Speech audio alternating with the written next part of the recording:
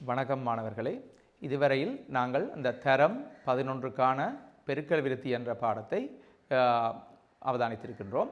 அந்த பெருக்கல் விருத்தியில் எவ்வாறு அந்த பிரசனங்களுக்கு விடையளிப்பது என்பதை பற்றி பார்த்திருந்தோம்.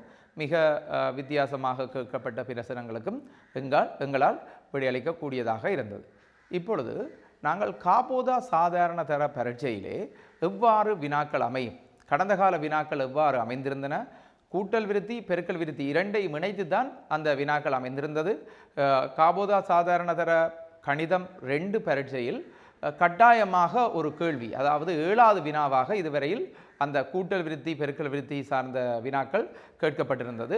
மொத்தத்திலே 10 புள்ளிகளை பெறக்கூடியதாக இருந்தது அந்த வினாக்களில்.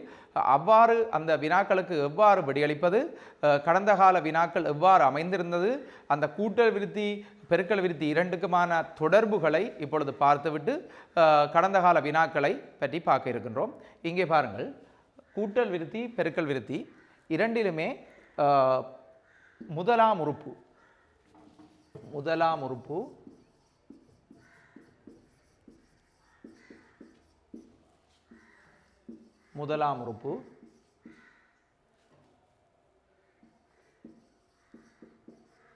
இப்பொழுது கூட்டல் விருத்தியிலே முதலாம் உறுப்பு ஏ, பெருக்கல் விருத்தியிலும் முதலாம் உறுப்பு ஏ ஆக கொள்கின்றோம்.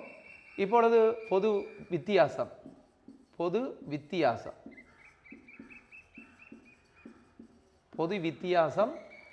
கூட்டல் விருத்தியில் பொது வித்தியாசம் என்று கதைக்கின்றோம், அதை டி என்று எழுதுகிறோம்.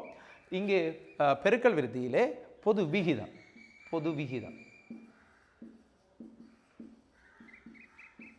விகிதம் அது காமன் ரேஷியோ என்றபடியாக 6 என்று எடுக்கின்றோம். பாருங்கள், முதலாம் உறுப்பு ஏ பொது வித்தியாசம் டி, முதலாம் உறுப்பு ஏ பொது விகிதம் 6. இவ்வாறு இருக்கையில் கூட்டல் விருத்தியின் பொது உறுப்பு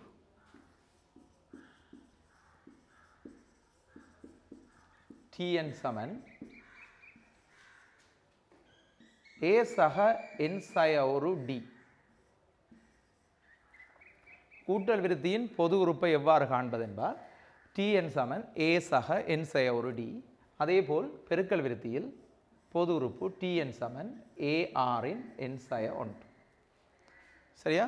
இப்போ முதலாவது கூட்டல் விருத்தியில் பொது உறுப்பு, பெருக்கல் விருத்தியில் பொது உறுப்பு. இதில் நாங்கள் இன்னொன்று கவனிக்க வேண்டும்.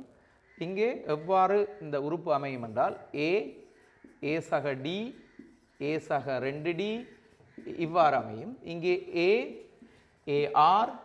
ஏஆர் வர்க்கம், ஏஆர் கனம் இவ்வாறு அமையும்.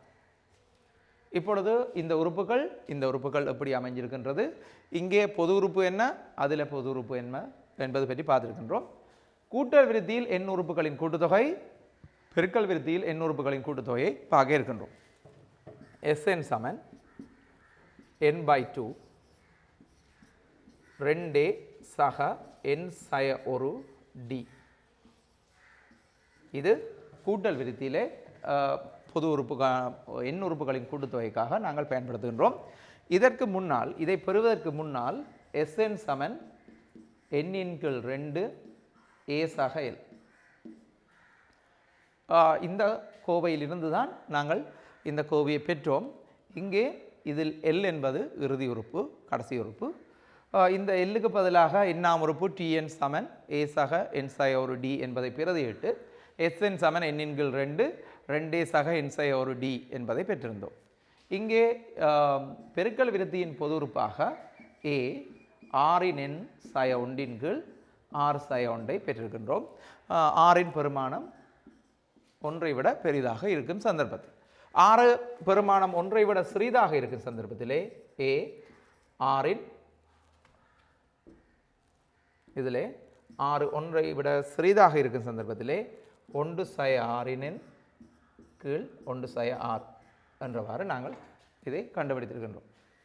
இந்த விடயங்களை வைத்துத்தான் நாங்கள் பெருக்கல் விருத்தி கூட்டல் விருத்தி சம்பந்தமான பிரசனங்களை, எந்த வகையான பிரசனங்கள் வந்தாலும் இந்த சமன்பாடுகளை பயன்படுத்தி செய்ய இருக்கின்றோம். எனவே இந்த கூட்டல் விருத்தி பெருக்கல் விருத்தியின் அடிப்படையான விடயங்கள் இங்கே காட்டப்பட்டிருக்கின்றது.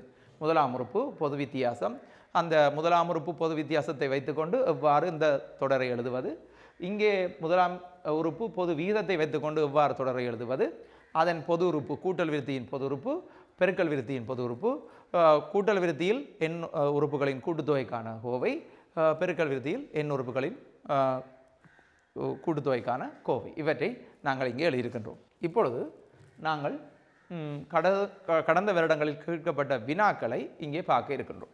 2017ஆம் ஆண்டு வினாவப்பட்ட ஒரு வினாவை இங்கே பார்க்கின்றோம். இங்கே பாருங்கள், இந்த வினாவின் அமைப்பை ஒருக்கா பாருங்கள். ஏ, இன்னொன்று பி, ஏபி என்று இரு வினாக்கள் வினாவப்படுகிறது. முதலாவது பாருங்கள், ஒரு செங்கற்களை பயன்படுத்தி ஒரு கிடைநிலத்தின் மீது ஒரு நிலைக்குத்து சுவர் பின்வருமாறு கட்டப்பட்டுள்ளது. அப்போ உங்களுக்கு தெரியும், இந்த சுவர் கட்டைகளில் அடியில் முதலாம் நிறையில் 106 செங்கற்களை கொண்டுள்ளது. முதலாம் நிறைக்கு மேலே உள்ள ஒவ்வொரு நிறையிலும் இருக்கும் செங்கற்களின் எண்ணிக்கை அதற்கு அடுத்ததாக கீழே உள்ள நிறையில் இருக்கும் செங்கற்களின் எண்ணிக்கையிலும் பார்க்க 3 குறைவாகும். இறுதி நிறையில் ஒரு செங்கல் மாத்திரமே உள்ளது. அப்போ நாங்கள் இந்த வினாவை முழுமையாக வாசிக்க போகிறோம். அப்போ வினாவை முழுமையாக வாசிச்சுட்டு நாங்கள் எங்களுக்குள்ள விளங்குறோம் என்னென்றால், ஒரு சுவர் கட்டப்பட்டிருக்கிறது.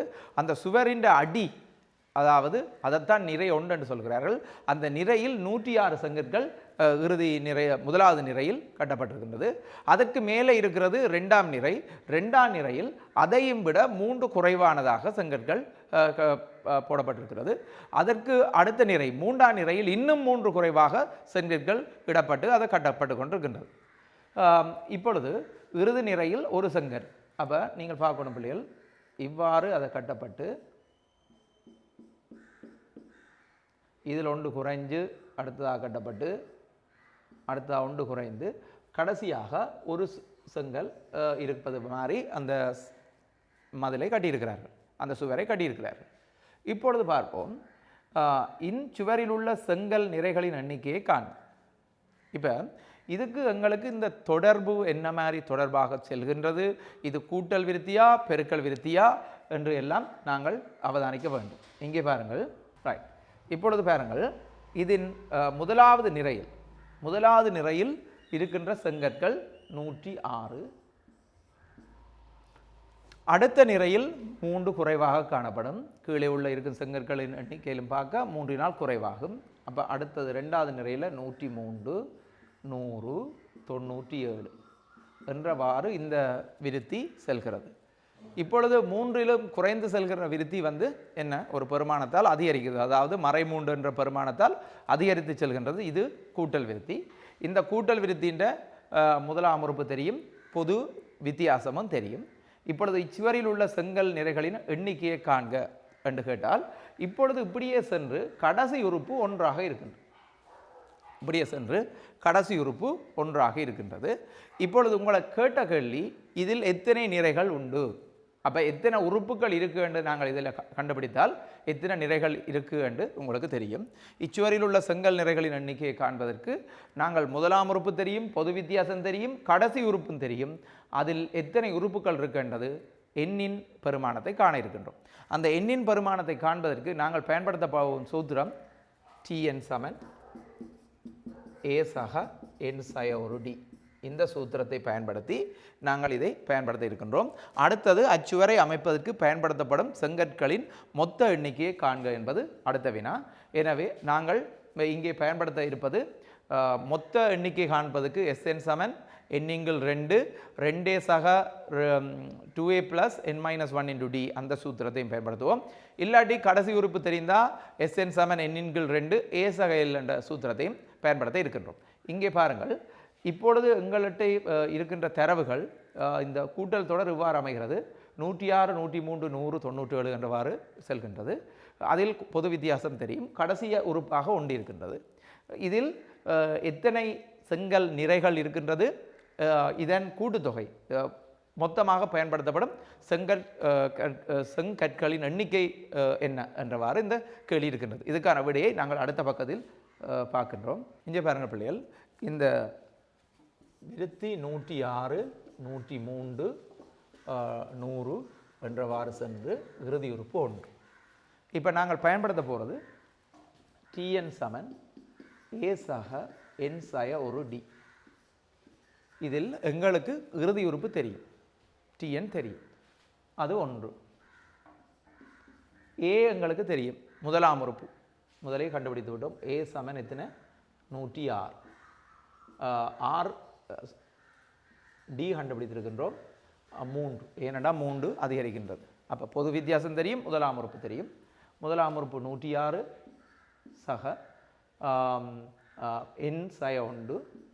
இதில் ஒருக்கா கவனிக்க வேண்டும், இதில் பொது வித்தியாசம் 3 குறைவாக போகின்றபடியால் இதில் மறை 3 குறைவாக செல்கின்றபடியால் இங்கே 3 குறைந்து செல்கின்றது என்று சொல்கிறார்கள்.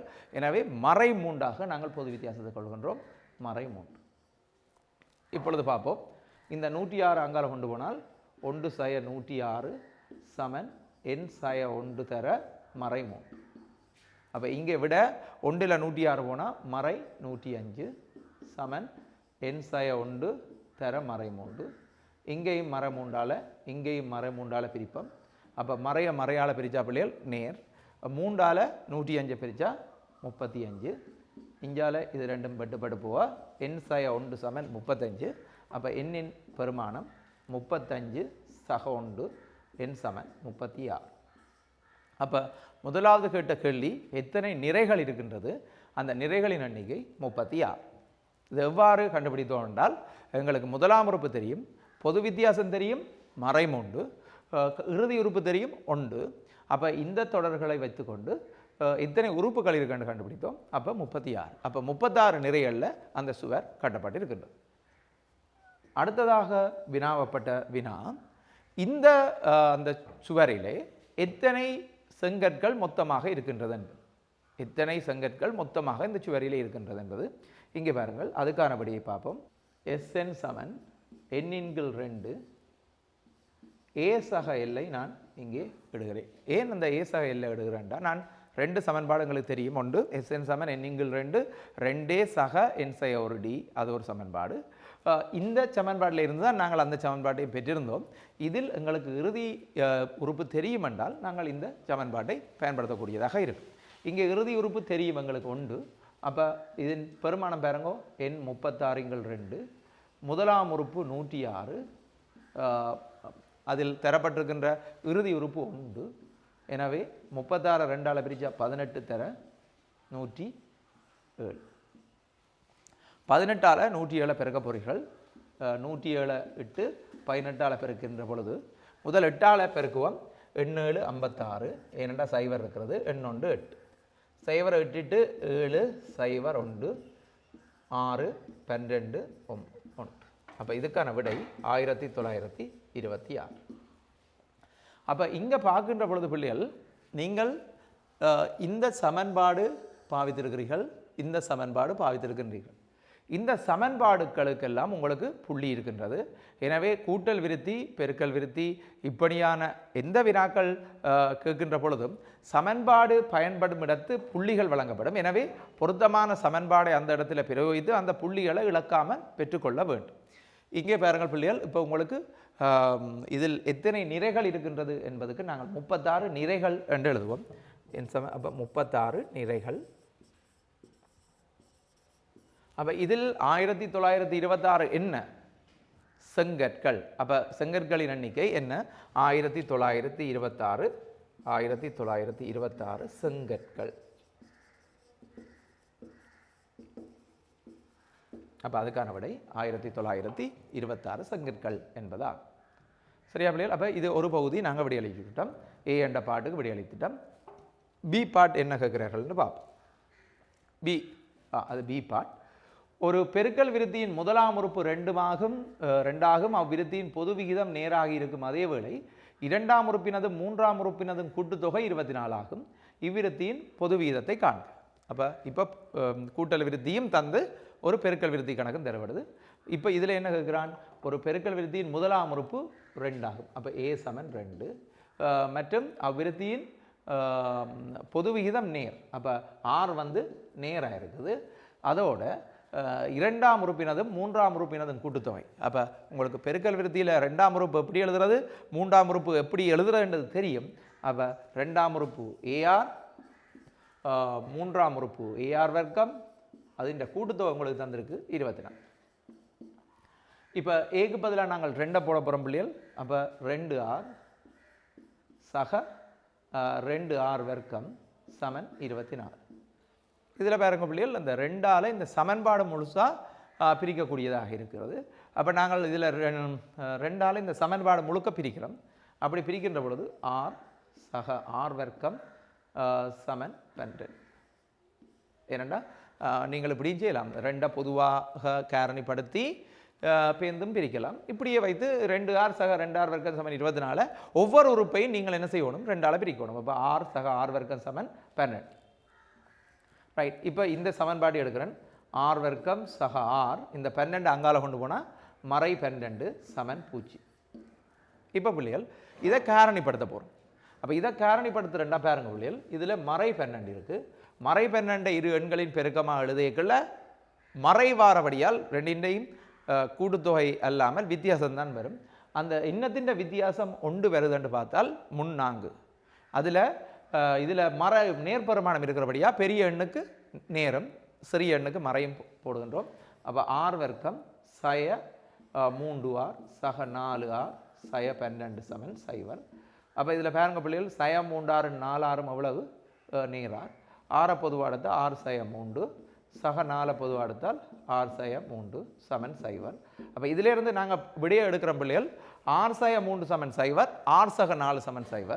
அப்போ ஆர் சமன் இங்கே எழுதுறேன்னா ஆர் சமன் 4 இருக்கும், அல்லது ஆர் சமன் மறை 4 இருக்கும், இல்லாட்டி ஆர் சமன் 3 இருக்கும். இதில் தரப்பட்ட தரவு என்னென்றால் ஆரின் பெருமானம் நேரானது, பொது விகிதம் நேராக இருக்கும் என்றால் ஆரின் பெருமானம் எவ்வளவு 3 வரும். எனவே 2 விடைகள் பெறப்படுகிறது ஆருக்கு, மறை 4 3.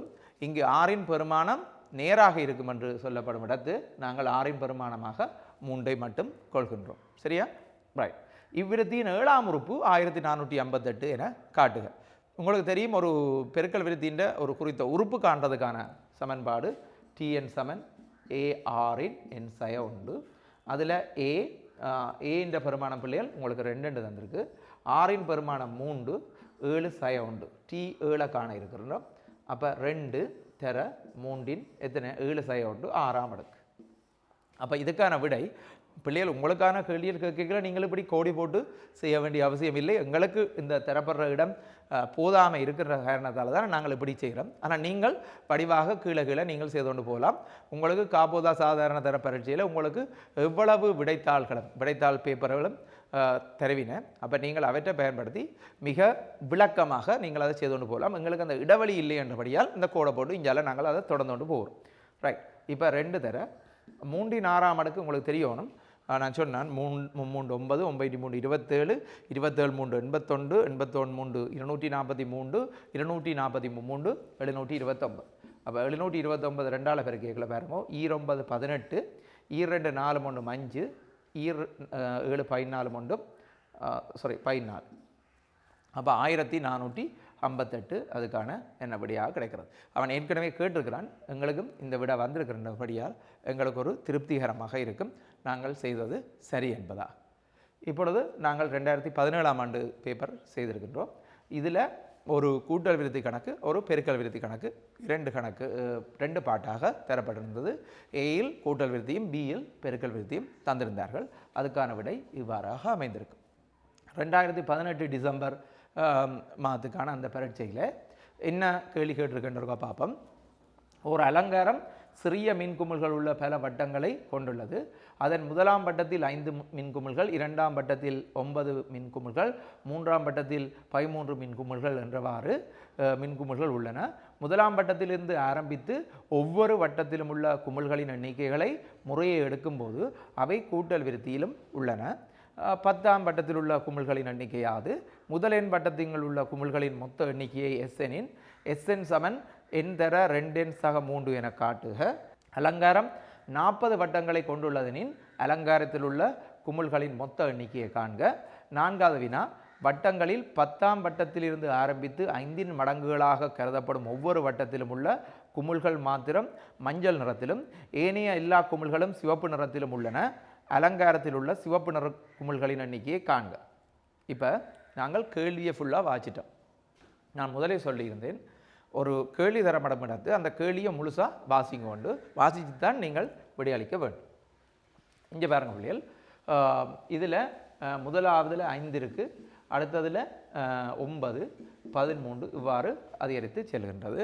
இதில் எண்ணாம் வட்டத்தில் இருக்கிறது மொத்தமாக இத்தனை இருக்கும் என்று காட்டட்டாம். 10வது வட்டத்தில் உள்ள குமிழ்களின் எண்ணிக்கை என்னென்று காணட்டாம். இப்போ இதை அடுத்த பக்கத்தில் தான் நாங்கள் காட்ட இருக்கின்றோம். பாருங்க பிள்ளைகள், 5, 9, 14, 13. அப்போ 5, 9, 13 என்றவாறு அந்த தொடர் இருக்கிறது. 5, 9, 13 என்றவாறு தொடர் இருக்கிறது. இதில் A வந்து A 5, D பொது வித்தியாசம் 9 5 அது 4, இது கண்டுபிடித்து விட்டோம். இப்போ 10ஆம் உறுப்பு காண சொல்லி இருக்கு. அப்போ 10ஆம் உறுப்பு காண்றதுக்கு பிள்ளைகள் எங்களுக்கு தெரியும் சமன்பாடு Tn சமன் A சக n சக ஒரு D. இந்த சமன்பாட்டை பிரதியை போட்டிங்கன்னா உங்களுக்கு ஒரு புள்ளி கிடைக்கும். இப்பொழுது பிரதியிடல் T10 10ஆம் உறுப்பு கேட்டது. முதலாம் உறுப்பு 5, 10 சக 1 தர D. D என்ன 4. அப்போ இங்கே பாருங்க பிள்ளைகள் 5 சக 10ல் 1 போனால் 9, 9 தர 4. அப்போ 5, 9 4 36, மொத்தமாக 41. அப்போ உங்களுக்கு விடை 41 மின்குமிழ்கள் உள்ளன என்றுதான் அதுக்கான விடை. 10வது வட்டத்தில் எத்தனை மின்குமிழ்கள் இருக்கும் என்றது 41ஆக இருக்கும். சரியா பிள்ளைகள்? ரைட். அடுத்த கேள்வி கேட்டிருக்குது, இந்த மின்குமிழ்களில் எண்ணாவது உறுப்பு, அப்போ எண்ணாவது உறுப்பு இருந்தால் அந்த முதல் எண் உறுப்புகளின் கூட்டுத்தொகை Sn சமன் ஒரு கோவை தரப்பட்டிருக்கு. அந்த கோவையை நாங்கள் காட்ட போகிறோம். அப்போ எங்களுக்கு தெரியும் அதுக்கான சூத்திரம் வந்து சமன்பாடு Sn சமன் n×2 2a சக n சக ஒரு d ஆக இருக்கும். இப்பொழுது பாருங்கள் பிள்ளைகள், இதில் n-இன் பெருமானம் உங்களுக்கு அது எண்ணாகவே இருக்கும். a-இன் பெருமானமும் d-இன் பெருமானமும் தெரியும். எனவே இந்த சமன்பாட்டிலே நீங்கள் a-னதும் d-னதும் பெருமானங்களை பிரதி செய்து எண்ணில் ஒரு கோவையை அவர்கள் கேட்ட மாதிரியான ஒரு கோவையை நாங்கள் கொடுக்க வேண்டும். n×2 2 தர முதலாம் உறுப்பு 5 சக n சய, அதில் பொது விகிதம் பொது வித்தியாசம் 4. இப்பொழுது பாருங்கள் பிள்ளைகள், n×2 I2 10, 4 என்னால் பெருக்கினால் 4n சய 4. இப்பொழுது பாருங்கள் n×2 பிள்ளைகள், இதை சுருக்குவோம். 10 சய 4 அது என்ன 6. அப்போ 4n சக 6. இப்பொழுது 4n சக 6லே ஏதாவது பொதுவாக பொதுக்காரணியை வேறாக்க முடியுமான்னு இருக்கா பார்ப்போம். அப்படி பொதுக்காரணியை வேறாக்க முடியுமெண்டா அந்த பொதுக்காரணியை வேறாக்கி எடுத்து சுருக்குவோம். இப்போ பாருங்க, இதில் 4n சக 6ல் என்ன பொதுக்காரணி n×2 2 பொதுவாக எடுத்தால் 2 2n முறை, இங்கே 3 முறை. இந்த 2 சுருக்கப்பட n தரம் 2n சக 3. அப்போ அவர்கள் கேட்டது இதைத்தான். அப்போ Sn சமன் என்ன n தர 2n சக 3 என்று நாங்கள் காட்டியிருக்கிறோம். அப்போ இதை நாங்கள் காட்டினோன்னு எங்களுக்கு ஒரு திருப்தியாக இருக்கும். அவைகள் கேட்டதும் நாங்கள் கண்டுபிடித்ததும் உண்டு. அப்போ எங்களுக்கு அதுக்கான முழு புள்ளிகளும் கிடைக்கும் என்ற ஒரு முடிவுக்கு நாங்கள் வரலாம். இப்போ நாங்கள் 10ஆம் உறுப்பு கண்டுட்டோம், n-ஆம் உறுப்புக்கான கோவையை கண்டுபிடித்துட்டோம். n தர 2n சக 3 இதுதான் அந்த n-ஆம் உறுப்புக்கான கோவை. இனி அவர்கள் வினாவுகின்ற கேள்விகளை பார்ப்போம்.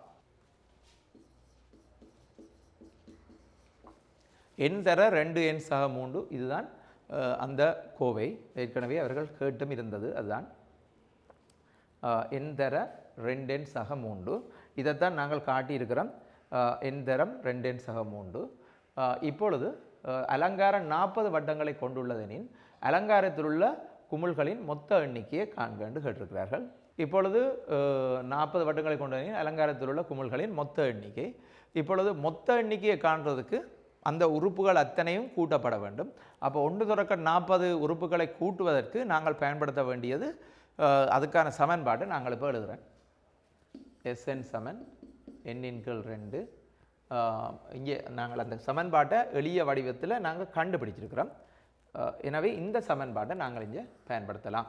அவன் அதுக்காண்டித்தான் இதில் இந்த சமன்பாட்டை வச்சுக்கொண்டு கணக்கு ஏதோ கேள்விகள் கேட்கறதுக்காண்டித்தான் இந்த சமன்பாட்டை எங்களுக்கு எடுக்க சொல்லியிருக்கீங்க. அப்போ இந்த சமன்பாட்டை வச்சு கொண்டு சில பிரதியீடுகள் மூலம் இந்த கணக்குக்கான விடியலை எடுக்கலாமான்னு முதல் பார்ப்போம். எண் தரம் 2n சக 3 இதுதான் எண் உறுப்புகளின் கூட்டுத்தொகைக்கான சமன்பாடு. இப்போ NS 40 வந்து எண்ணுக்கு பதிலாக 40 2 தர 40 சக 3 அப்போ 40 தர ஈர் 40 பிள்ளைகள் ஈர் 40 80 80 3 83 அப்போ தர 83. அதை பெருக்குன்ற பொழுது பிள்ளைகள் இந்த சைவரை நான் கொண்டு போடுறேன். சைவர் 3 12 2 எழுதி 1 மிச்சம் 4 32 33. அப்போ வடிவாக கவனிங்க, இந்த பூஜ்ஜியத்தை இங்கே உணர்ந்து போடுறான். 0 4 12 2 எழுதி 1 மிச்சம் 4 32 முண்டும் 33. அப்போ 3320 மின்குமிழ்கள் மொத்தமாக அந்த அலங்காரத்தில் 40 வட்டங்களை கொண்டுள்ளதெனின் அலங்காரம் 40 வட்டங்கள் இருந்தால் அதில் 3320 குமிழ்கள் இருக்கும். எவ்வளோ இருக்கும்? 3320 குமிழ்கள் இருக்கும். சரியா? ரைட். இப்போ பாருங்க, இந்த கடைசி கணக்கு அதுக்கு கொஞ்சம் மார்க்ஸ் புள்ளிகளும் கொஞ்சம் கூடவாக இருக்கும். அந்த கணக்கு எவ்வாறு அமைந்திருக்கின்றதுன்னு பார்ப்போம். இப்போது வட்டங்களில் 10ஆம் வட்டத்திலிருந்து ஆரம்பித்து 5 மடங்குகளாக கருதப்படும் ஒவ்வொரு வட்டத்திலும் உள்ள குமிழ்கள் மாத்திரம் மஞ்சள் நிறத்திலும் ஏனைய எல்லா குமிழ்களும் சிவப்பு நிறத்திலும் உள்ளன. அலங்காரத்தில் உள்ள சிவப்பு நிற குமிழ்களின் எண்ணிக்கையை காண்க. பிள்ளைகள், இந்த அலங்காரம் ஒரு பெரிய ஒரு அலங்காரம். இந்த அலங்காரத்தில் இருந்து 10ஆவதுலேருந்து ஆரம்பித்து 5 மடங்கு. அப்போ 10ஆவதுலேருந்து ஆரம்பித்தா 10 15 20 25 30 35 40. அப்போ இந்த உறுப்புகள் வந்து என்ன மஞ்சள் கலரில் எரிய போகுது. மற்ற உறுப்பு இதுகள் பல்புகள் எல்லாம் வந்து சிவப்பு கலரில் எரிய போது மொத்தமாக எத்தனை சிவப்பு மின் குமிழ் இருக்குது என்றதுதான் அதுக்கான கேள்வி. அப்போ நாங்கள் இப்படியான கேள்விகளை பிள்ளைகள் எங்களோட ப்ராக்டிக்கலாக, அதாவது எங்களோட வாழ்க்கையோட சேர்த்து அதை யோசித்து விடையளித்தோம் என்றால் இலகுவாக இருக்கும். நாங்கள் நடந்த சில விடயங்களை சம்பந்தம் செய்து அந்த கேள்விகளுக்கு விடையளித்தா ஈஸியாக இருக்கும். ஒரு பந்தல் விசாக்கோ அல்லது வேறு எங்கேயாவது நாங்கள் லைட் சிஸ்டத்தை பார்த்தோம் என்றால் அங்கே என்ன மாதிரி அந்த லைட்டுகள் போட்டிருக்கின ஒவ்வொரு வழியாக படிப்படியாக கூடி போகிறது அந்த பல்புகள், அந்த சிகரங்கள், அப்படியான இடங்களில் கோயில் திருவிழாக்களை எல்லாம் நாங்கள் பார்த்துருக்கிறோம்.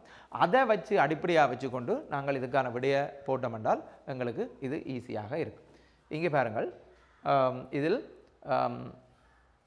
10ஆவதுலேருந்து ஆரம்பித்து ஒவ்வொரு 5 மடங்கும் என்ன இருக்குது மஞ்சள் பல்ப் இருக்குது. எங்களுக்கு மொத்தமாக 3320 பல்ப் இருக்குது. இப்போ பாருங்க, எங்களுக்கு ஏற்கனவே 10ஆம் உறுப்பு தெரியும். 10ஆம் உறுப்பு பாருங்க பிள்ளைகள், 10ஆம் உறுப்பு நாங்கள் கண்டுபிடிச்சிருக்கிறோம் 41. அப்போ பாருங்க, 10ஆம் உறுப்பு 41. 41 என்றால் இங்கே எத்தனை 4 4 அதிகரித்து போகிறது. அப்போ 41 45 49 அடுத்தது 53 57 61 இப்படி போகுது.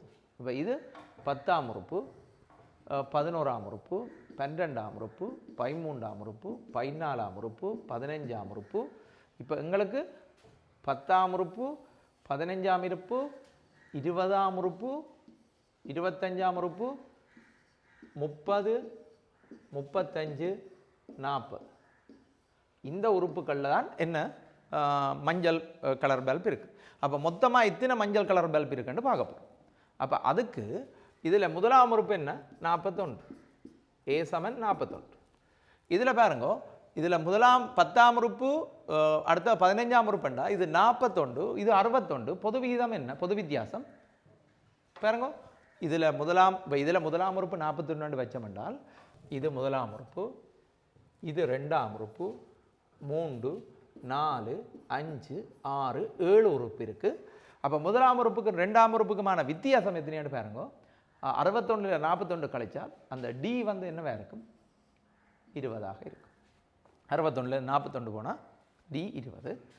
எங்களுக்கு தேவை என்ன விளவு 7ஆக இருக்கும். ஏன் 7 உறுப்புகள்லாம் இருக்குது. 10 10 15 20 25 30 35 40. இப்போ இதில் இருக்கிற உறுப்புகளின் கூட்டுத்தொகை அதுக்கும் SN = n × 2 2A சக n சய ஒரு டி இதில் பிள்ளைகள் இதுக்காக நாங்கள் பிரதியிட போகிறோம். அந்த 7 7 கீழ் 2 2 தர ஏ பிள்ளைகள் ஏ என்ன இதில் 41 தான். சக என் 7 சய 1 இதில் டி என்ன 20. அப்போ நாங்கள் பெருக்கினோம்டா பிள்ளைகள் 7 கீழ் 2 இது 82 நாங்கள் 8 2 சக இதில் 7 ஒன்றை கழிச்சால் 7 ஒன்றை கழிச்சா 6 6 20 120.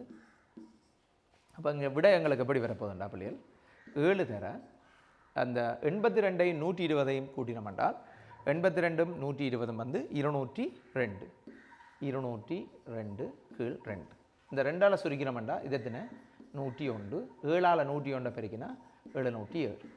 அப்போ பிள்ளைகள் மொத்தமாக நாங்கள் பார்த்துருக்கிறோம் பிள்ளைகள் 3320 பல்ப் இருக்குன்னு பார்த்துருக்கோம், மின்குமிழ்கள் இருக்குன்னு பார்த்துருக்கிறோம்.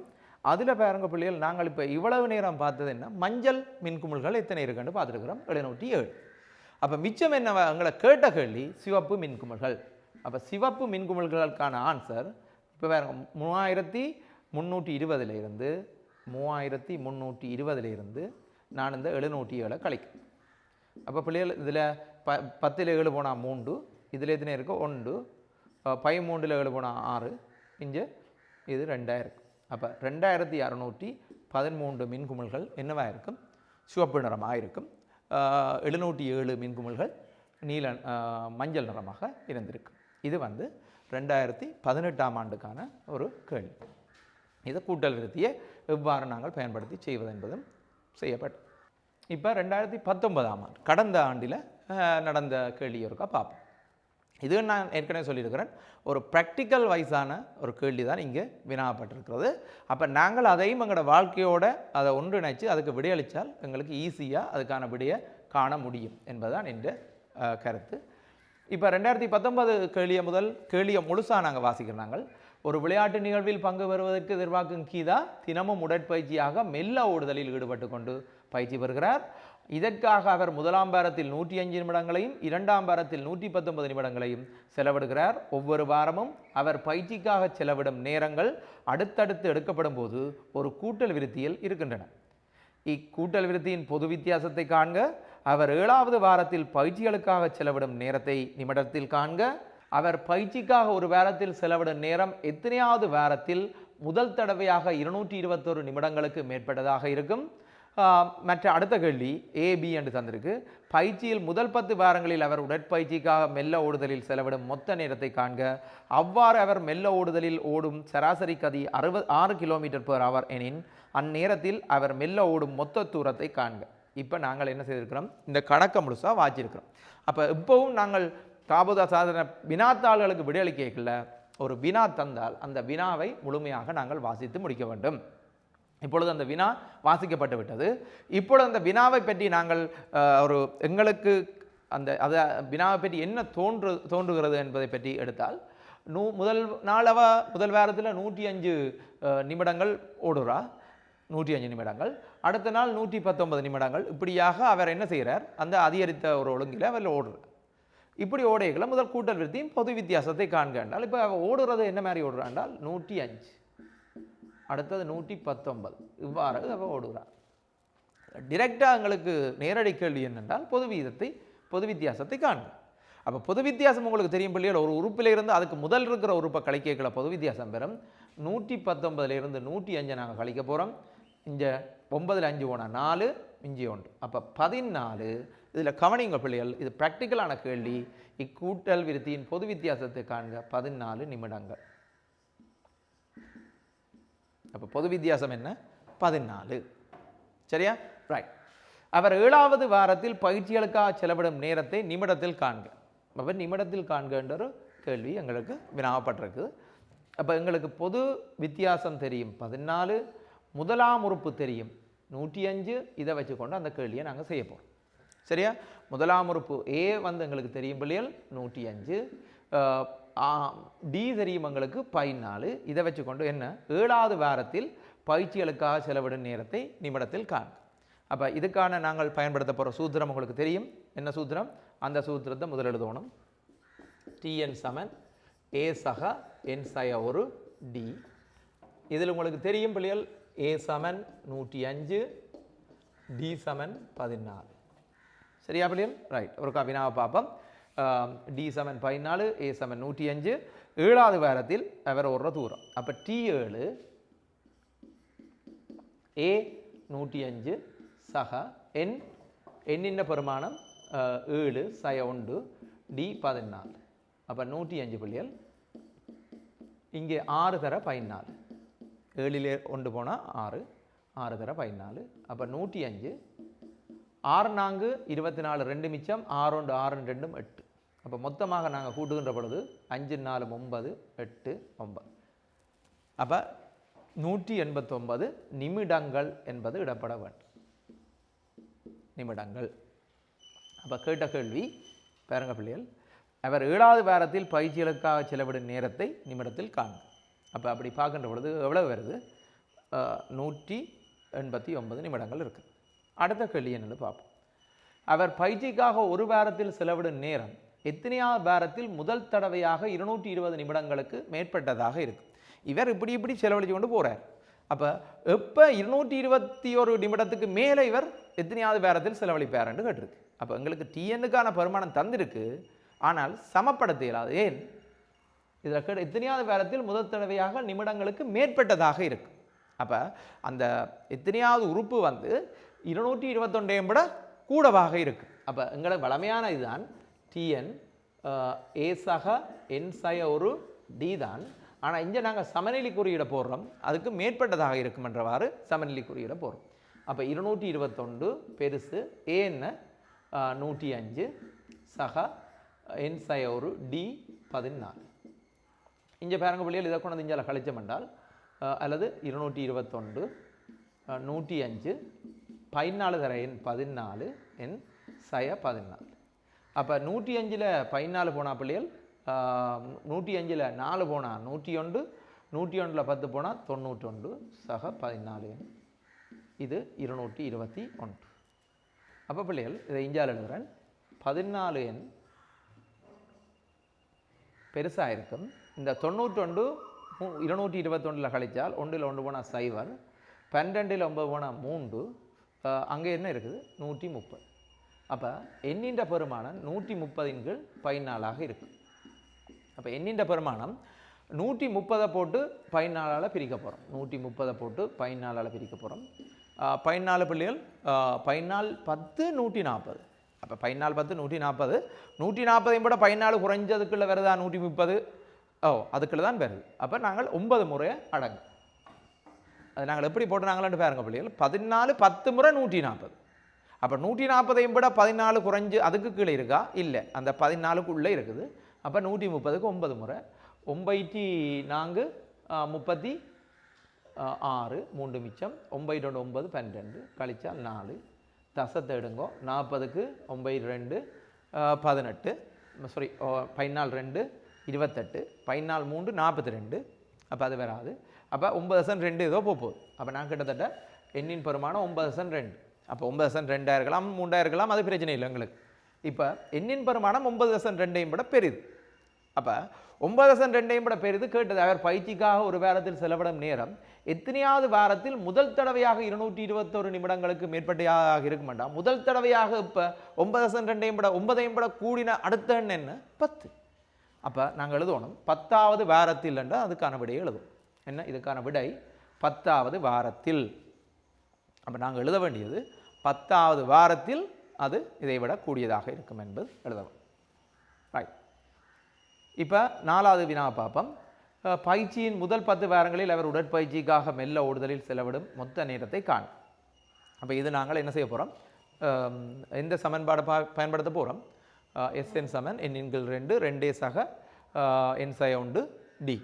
இதை பயன்படுத்தி 10 வாரங்களில் முதல் 10 வாரங்களில் எவ்வளோ ஓடினார்ன்னு பார்க்க போகிறோம். அப்போ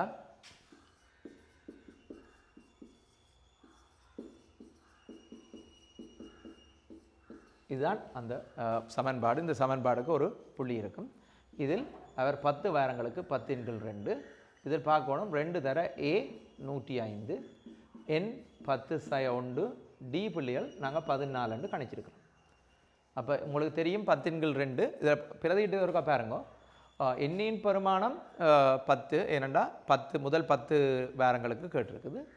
2 தர ஏன் பெருமானம் முதலாவது இதில் ஓடினவா முதலாவது வாரத்தில் 105 நிமிடம் சக 10/1 தர 14 இங்கே 5 2 தர 105 210 சக இதில் 9 தர 14 உங்களுக்கு தெரியும் பிள்ளைகள் பெருக்கைகளை நாங்கள் அந்த புட் மேஸ் ஓடர்களை பாவிக்கணும் கூட்டல் இருக்குது பெருக்கல் இருக்குன்னா பெருக்கலை பெருக்கி முடியுங்க 5 210 சக 9 4 36 9 1 9 3 12 5 தர இதில் பாருங்க பிள்ளைகள் எவ்வளவு 6 3 336 அந்த 336 நான் 5ஆல் பெருக்க போகிறேன் I 6 30 3 மிச்சம் I 3 15 15 3 18 1 மிச்சம் I 3 15 3 16 அப்போ அவள் மொத்தமாக என்ன நடந்திருக்கண்டா 1680 நிமிடங்கள் 10 நாளில் ஓடி இருக்கிறான் 1680 நிமிடங்கள் 10 நாளில் ஓடி இருக்கிறான் சரியா இப்போ கேட்ட கேள்வி என்ன அவர் முதல் 10 வாரங்களில் அவர் பயிற்சிக்காக மெல்ல ஓடுதலில் செலவிடும் மொத்த நேரம் நாங்கள் கண்டுபிடிச்சிட்டோம் அவ்வாறு அவர் மெல்ல ஓடும் சராசரி கதி 6 km/h எனின் அந்நேரத்தில் அவர் மெல்ல ஓடும் மொத்த தூரத்தை காண்க இப்போ அவர் 6 km/h என்ற கதியில் தான் அவள் வளமையாக ஓடுறவா சராசரி கதி 6 km/h இப்போ அவக்கு எடுத்த அவள் இவ்வளவு நாளும் ஓடினா மொத்த தூரம் எவ்வளவுன்னு காணப்போகிறோம் அப்போ அதை 6 km/h என்று தந்திருக்கு அங்கே கிலோமீட்டர் மணத்தியாலம் அதாவது தூரம் கிலோமீட்டரிலும் நேரம் மணத்தியாலத்திலும் கணக்கிடப்பட்டிருக்கிறது நாங்கள் இப்போ கண்டுபிடிச்சது என்ன நிமிடத்தில் கண்டுபிடிச்சிருக்கிறோம் இதை வச்சுக்கொண்டு நாங்கள் என்ன செய்ய போகிறோம் என்றால் இதை வச்சுக்கொண்டு நாங்கள் இவற்றை கதியை கணிக்க போகிறோம் உங்களுக்கு தெரியும் பிள்ளைகள் கதி சமன் தூரத்தின் கீழ் நேரம் எங்களுக்கு தூரம்தான் தேவை தூரம் தேவை என்றால் கதி தர நேரம் சரியா இப்போ அவள் ஓடுற கதி 6 km/h 6 km இன் கீழ் மணத்தியாலம் இது விளங்குறா பிள்ளைகள் 6 km/h என்றால் 6 கிலோமீட்டருங்கள் நேரம் அவர் நேரம் வந்து இங்கே எங்களுக்கு தந்த நேரம் நிமிடங்களில் தந்திருக்கு 1680 நிமிடங்கள் வந்து தரப்பட்டிருக்கிறது அந்த நிமிடத்தை நாங்கள் மணத்தியாலமாக்க 60ஆல் பிரிக்கணும் தர 1680 கீழ் 60 இத்தனை என்ன மணத்தியாலம் அப்போ பாருங்க பிள்ளைகள் இந்த மணத்தியாலம் வெட்டுப்பட்டு போடும் அதை விட இந்த சைவரம் வெட்டுப்படும் 6 மாறும் ஒவ்வொரு முறை சரியா அப்போ 168 கிலோமீட்டர் அப்போ இந்த முதல் 10 வாரத்திலும் அவள் நடந்த தூரம் அவ்வளவு 168 கிலோமீட்டர் இப்படியாக நீங்கள் இந்த கூட்டல் விருத்தி கணக்குகள பிள்ளைகள் நீங்கள் அதுக்குரிய சமன்பாடு பொருத்தமான சமன்பாடுகள் எழுதி